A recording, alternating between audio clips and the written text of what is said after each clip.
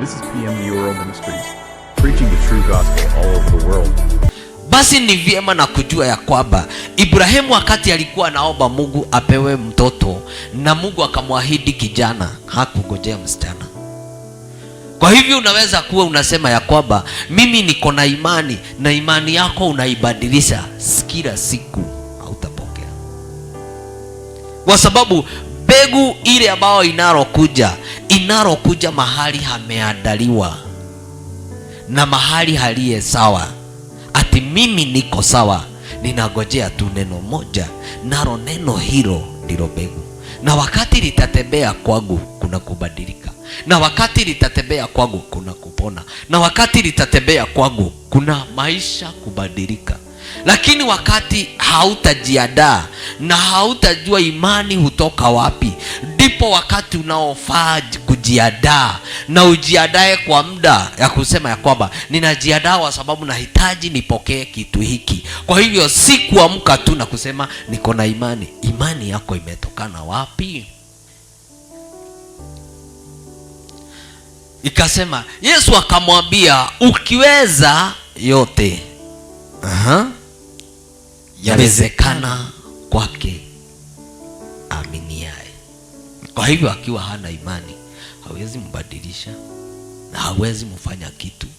Lakini yeyote aliye na imani, na imani yake iwe imetokana na neno la Kristo, kuna mambo makubwa yanaweza fanyika. Na hapo ndipo unapata wakati wa kukosa kuelewa ukiondoka, basi utakuwa unaita Mungu na unapata hakuji, unashindwa kaigaia dhire, kwani Mungu alienda wapi? Hajaenda mahali, lakini wewe anafaa akugojee kwa laini ile ambapo amesema hii ndiye barabara. Kwa hivyo wakati unatoka kwa barabara, hata tukishinda hapo, hata tukikufanya nini, hakuna jambo litabadilika.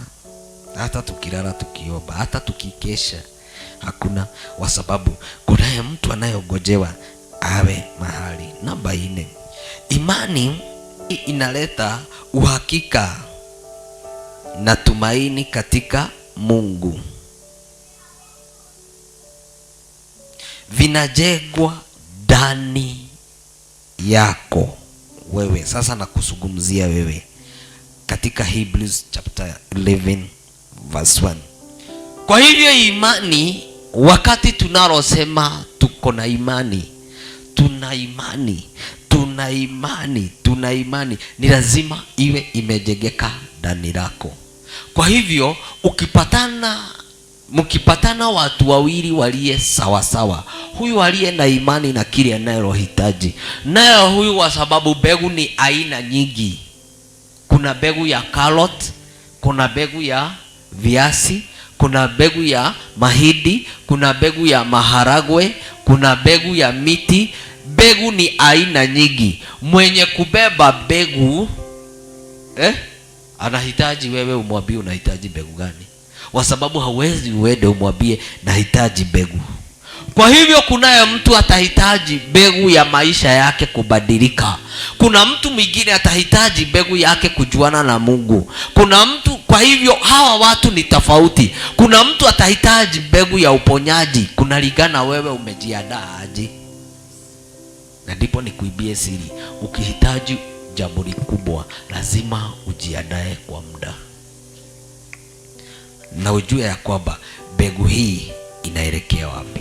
Na kuna mbegu zinahitaji mioyo zaidi, na ni karibu zote zinahitaji mioyo zaidi, kwa sababu the more moyo ambapo ni mbaya, the more moyo ambapo umebebanisha, mbegu ile haiwezi kukaa pale hata ikiachiliwa. Ndipo neno limesema neno la Mungu ni mbegu na huanguka kwa mioyo, na wale waliye na mioyo misafi wao ndiye huzaa mazao. Lakini wale waliye na mioyo mibaya ni kama kupanda mahindi mahali kuna mimea ingine,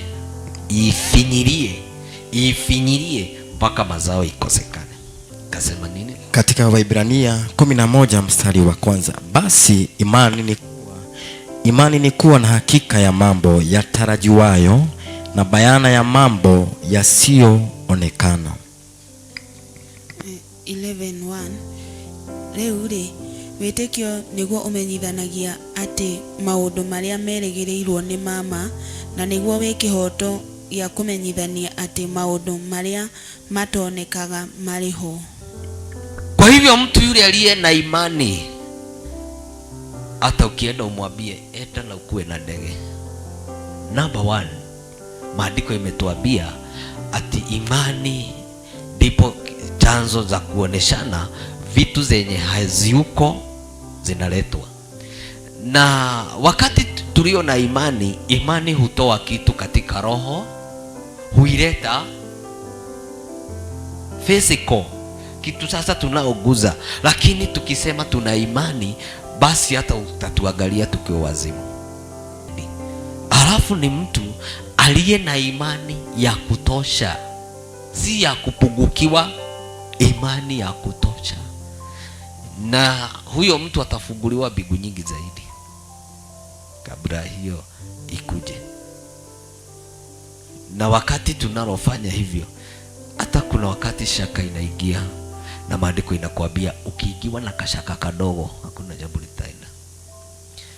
Tuseme sasa tunaitisha malaika, alafu kunalingana na watu wagani. Na ndipo nilisema kuna mambo hata ikienda kufanyika, kuna watu wanafaa watolewe nje. Tuseme ya kwamba kanisa yote amkeni, tupeeni na nafasi kidogo, endeni nje, alafu tunafunga kateni. Mpaka watu wanaulizana kunafanywa nini huko ndani, kunabakishwa watu wawili tu. Alafu naye mwenye atabaki na huyo ambao either ni mgonjwa, either amekufa, kunahitajika mtu moja tu akukuwa na ushuhuda, huyo mwingine wa kumuamsha, na ni yule ali, na huyu mwenye atabakia awe strong. Na ndipo kiangalia Yesu wakati aliponya watu, wengi hakuwaponyea hadharani, hata kuna watu hakufufulia hadharani. Alikuwa anasema fungeni. Hata manabii wenye wakale alikuwa anasema we toa hawa, funga mlango, tubaki na wewe. Huyo anakuwa witness. Haleluya. Sababu imani hatutoshani sisi wote. Kwa hivyo ni imani ile kamilifu yenye haina shaka kamwe. Sasa tunaomba hapa, Baba, tunasema huyu arudi uhai, tunasema huyu arudi uhai. Mungu rudisha huyu uhai. Lakini mwingine anafanya shigo hivi, wewe unatagilioka, wewe unaona kama anaweza rudi, huyu anafaa ije akajulie hivyo akiwa ije.